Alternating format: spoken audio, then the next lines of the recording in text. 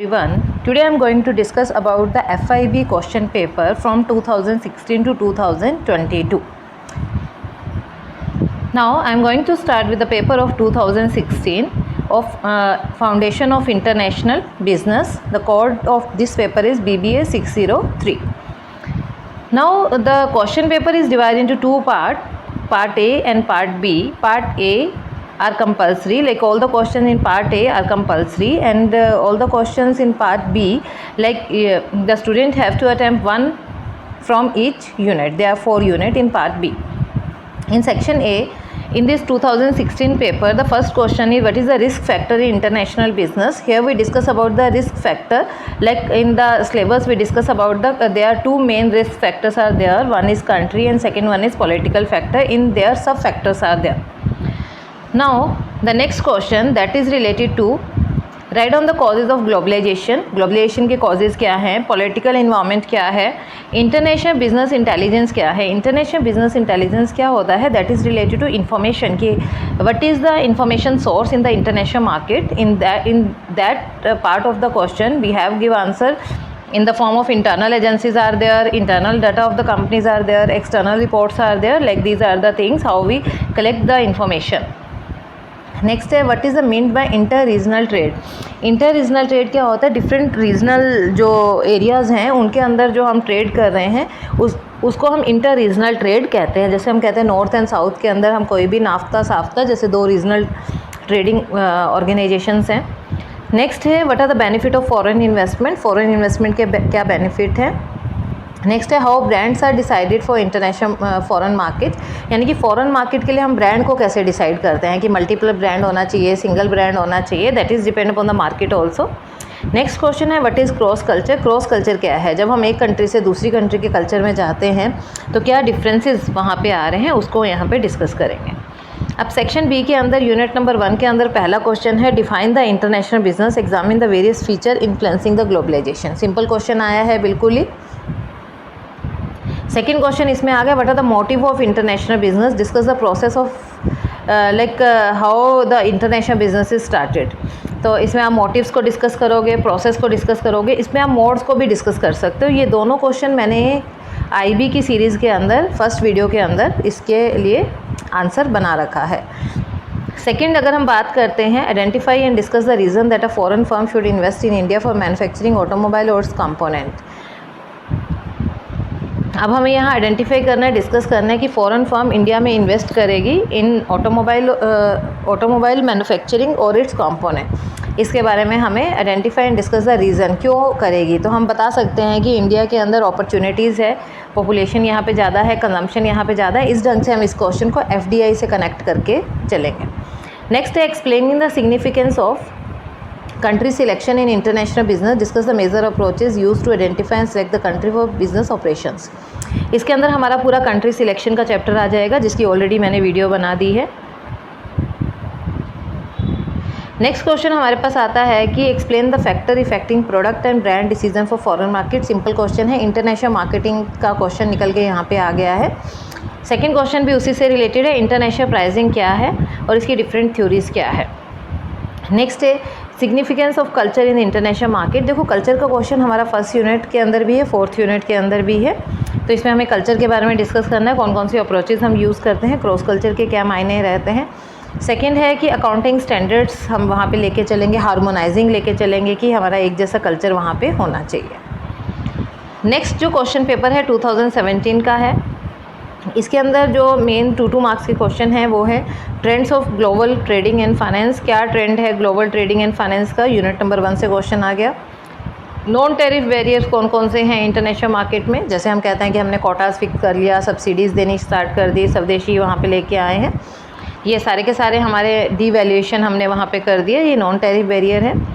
Country का जब हम सिलेक्शन करते हैं कौन से फैक्टर वहाँ पे होने चाहिए.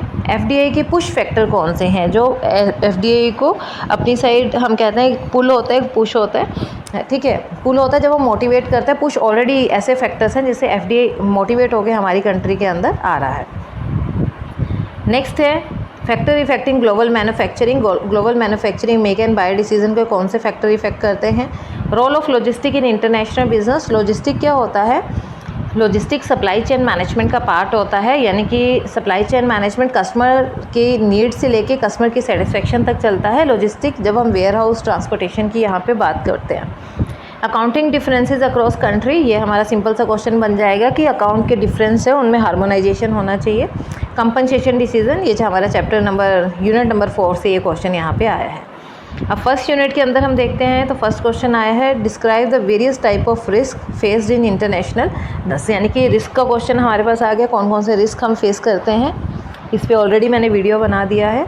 सेकंड है, mention the motive of international business, कौन कौन से मोटिव हैं इंटरनेशनल बिजनेस के, क्यों हम इंटरनेशनल बिजनेस कर रहे हैं, इस पर भी पूरा वीडियो बना हुआ है।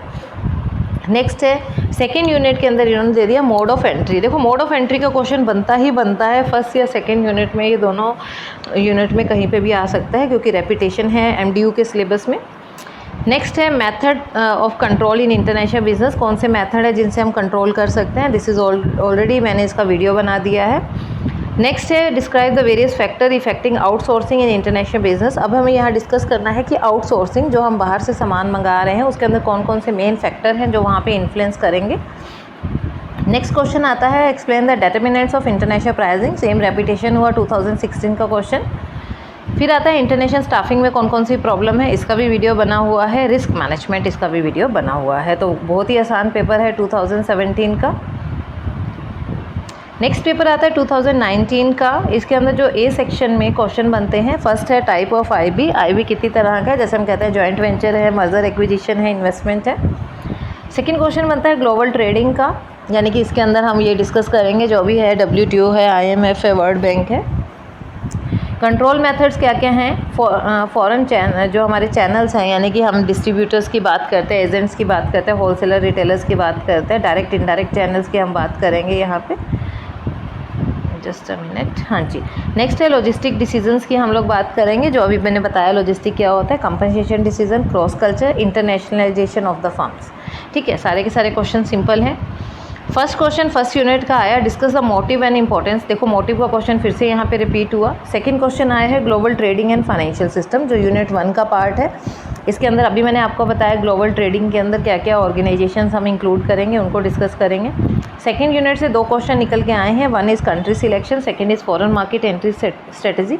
दोनों का वीडियो यहाँ पे बना हुआ है मेरे चैनल पे। यूनिट नंबर 3 में से 2 क्वेश्चन आते हैं, international pricing and second question हमारा वही ब्रांड्स का क्वेश्चन आ जाता है। तो ये क्वेश्चन भी इजी यहाँ पे आया हुआ है। लास्ट यूनिट में से हमारे पास क्वेश्चन आता है रिस्क मैनेजमेंट का, सेकंड आता है स्टाफिंग का। ये दोनों ही वीडियो मेरी वहाँ पे बनी हुई हैं। तो ये क्वेश्चन पेपर भी बहुत ईजी है। 2021 के क्वेश्चन पेपर में सेक्शन 1 में जो फर्स्ट क्वेश्चन आता है वो आता है बैरियर ऑफ इंटरनेशनल बिजनेस, कौन से बैरियर्स हैं जब हम इंटरनेशनल बिजनेस की बात करते हैं। जैसे हम बात करते हैं टैरिफ, नॉन टैरिफ बैरियर्स हैं, इस तरह की बात करेंगे इसमें। आउटसोर्सिंग ऑलरेडी डिस्कस कर लिया है। कंट्रोल प्रोसेस सिंपल सा उसका यानी कि इन्फॉर्मेशन का क्या रोल है कंट्रोल में, इन्फॉर्मेशन का ही सारा रोल है कि हम उससे फीडबैक कैसे करेंगे, कैसे हमें पता चलेगा कि एक्चुअल परफॉर्मेंस एक्सपेक्टेड परफॉर्मेंस के बराबर है या नहीं है। मैट्रिक्स हमने कंट्री सिलेक्शन के अंदर पढ़े थे, यानी कि ग्रिड की हम बात करेंगे, अपॉर्चुनिटी मैट्रिक्स की बात करेंगे, कंट्री अट्रैक्टिवनेस की यहाँ पे बात करेंगे। ब्रांडिंग डिसीजन हो गया। डंपिंग मैंने प्राइसिंग की वीडियो में डिटेल में दिया है, विद टाइप ऑफ डंपिंग वहाँ पे दिया है, तो वहाँ से आप कर लीजिएगा। नेक्स्ट है type of foreign exchange, risk कितनी तरह का होता है, क्रॉस कल्चरल चैलेंजेस कौन कौन से हैं। अब हम बात करते हैं सेक्शन बी में यूनिट नंबर 1 की। इसके अंदर है कि कंपनी क्यों जाती हैं इंटरनेशनल के लिए, ठीक है, रीज़न क्या है, मोटिव्स इसके अंदर आ जाएंगे। सेकंड क्वेश्चन हमारे यहाँ पे आ जाता है जो इंटरनेशनल बिजनेस फैक्टर्स हैं, यानी कि पेस्टल को भी हम डिस्कस कर सकते हैं, इन्वायरमेंट की हम बात कर रहे हैं कंप्लीट। नेक्स्ट है कि वेरियस मेथड टू एंटर, यहाँ पे हमारे एंट्री मेथड्स फिर से हो गए और एफडीआई का क्वेश्चन हमारे पास आ गया। नेक्स्ट जो 2 क्वेश्चन थर्ड यूनिट में आए हैं वो एक क्वेश्चन प्रोडक्ट का है, एक प्राइसिंग का क्वेश्चन आया है, और लास्ट यूनिट के अंदर अकाउंटिंग सिस्टम का क्वेश्चन है जो कि बनता ही बनता है पेपर के लिए, क्योंकि लास्ट यूनिट में हमारे पास 4 ऑप्शन हैं। अकाउंटिंग ऑप्शन है, स्टाफिंग ऑप्शन है, क्रॉस कल्चर ऑप्शन है, रिस्क मैनेजमेंट ऑप्शन है। ऑलमोस्ट अगर आप देख रहे हो तो रिस्क मैनेजमेंट यहाँ पे रिपीट होता हुआ नज़र आ रहा है बार बार, और इंटरनेशनल अकाउंटिंग, क्रॉस कल्चर और स्टाफिंग का एक एक क्वेश्चन वहाँ पे बनता है। नेक्स्ट जो लास्ट ईयर का पेपर है 2022 का, तो इसके अंदर जो फर्स्ट क्वेश्चन बनता है वो इनडायरेक्ट एक्सपोर्टिंग, एक होता है डायरेक्ट एक्सपोर्ट हम करते हैं, इनडायरेक्ट यानी कि एजेंट के थ्रू हम वहाँ कर रहे हैं। गैप है, गैप का मतलब होता है कि जनरली एक्सेप्टेड अकाउंटिंग प्रिंसिपल, यानी कि जो ऐसे अकाउंटिंग प्रिंसिपल हों जो जनरली एक्सेप्टेड हो, यहाँ पे हम हार्मोनाइजिंग की बात करेंगे। नेक्स्ट है what is the market segmentation, this is also a part of international market। next है feature of foreign portfolio management, FPI की हम यहाँ बात करेंगे, सेकेंड यूनिट से क्वेश्चन आ गया है। Market risk in international trade, market risk क्या है, जब हम बात करते हैं कि इन्फ्लेशन, इंटरेस्ट रेट, ये सारी चीज़ें, रिसेशन है। बेनिफिट क्या है इंटरनेशनल बिजनेस के, बजटरी कंट्रोल यहाँ पे क्या है, रिस्क इन इंटरनेशनल बिजनेस। अब फर्स्ट यूनिट में दो क्वेश्चन हमारे पास आए हैं, एक हमें वही इन्वायरमेंट डिस्कस करना है, सेकंड हमारा global trading WTO and GATT का क्वेश्चन आ गया, उनका डिफरेंस पूछ लिया। सेकंड यूनिट के अंदर हमारे पास क्वेश्चन आया है कंट्रोल का, और कंट्रोल के साथ क्वेश्चन आया है हमारे पास मार्केटिंग बेस, हम वहाँ पे how to classify the country for the marketing, ये थोड़ा सा अप्लाइड क्वेश्चन आ गया है, इसमें हम कंट्री सिलेक्शन की तरह ही इसे लेके चलेंगे, लेकिन सेकंड क्वेश्चन कंट्रोलिंग का इसमें इजी है। थर्ड यूनिट में हमारे पास क्वेश्चन आता है प्राइसिंग का और पैकेजिंग का, यानी कि थर्ड यूनिट में कंटिन्यूसली कंसिस्टेंट प्राइसिंग और प्रोडक्ट के क्वेश्चन ही आ रहे हैं। फोर्थ यूनिट के अंदर देखो यहाँ पे फिर से रिस्क मैनेजमेंट हुआ, यानी कि जितने भी पेपर हमने पढ़े सब में रिस्क मैनेजमेंट आ रहा है, और सेकंड क्वेश्चन चेंज हो रहा है, या तो वो अकाउंटिंग आ रहा है, या क्रॉस कल्चर आ रहा है, या स्टाफिंग आ रहा है। तो आपको आइडिया लग गया होगा कि पेपर में किस तरह के क्वेश्चन आ सकते हैं। Thank you so much, I hope you like this video.